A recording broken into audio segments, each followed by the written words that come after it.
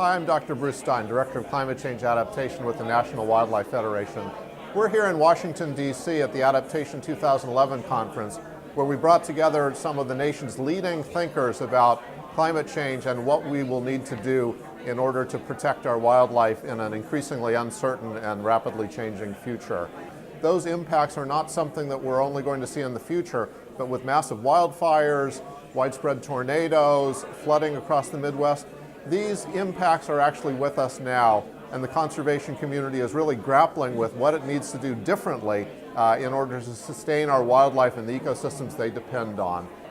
What an energizing thing it is to be together with these people who care so passionately about wildlife and who have the skills to really make a difference. First, we're going to get consensus on what the most important principles of climate-smart conservation are. Second, we're going to ensure that those principles are incorporated into national, state, and tribal policy and plans, and so this actually has an impact on the ground. Second and third, and finally, we're going to strengthen the network of the conservationists, advocates, and scientists who are working in this field so we can work more closely together in the future.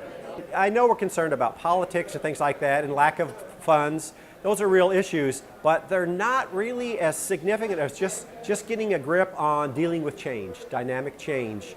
Some of our investments in time, it's not just money, but in time and staff energy and research need to be redirected to topics that we're going to be facing in the near future.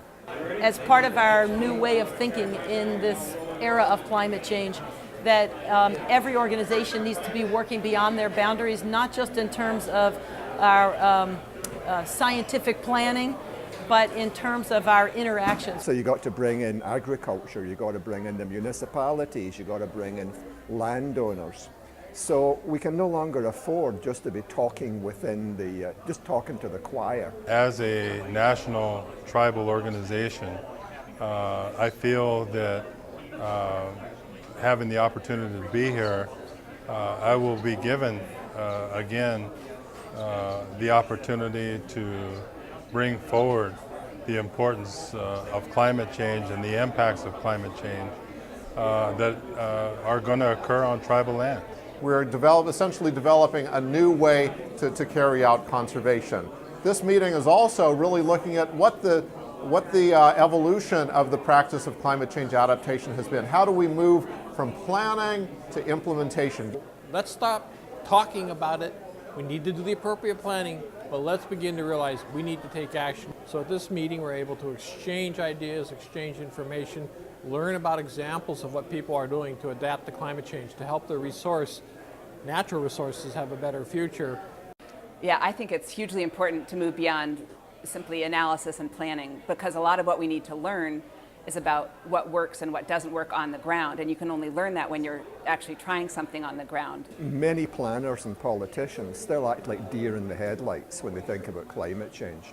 What we want to do is provide examples of how it can be done, how we can respond effectively to climate change. So part of the reason we've come together is to develop specific criteria and guidance for carrying out what we refer to as climate-smart conservation.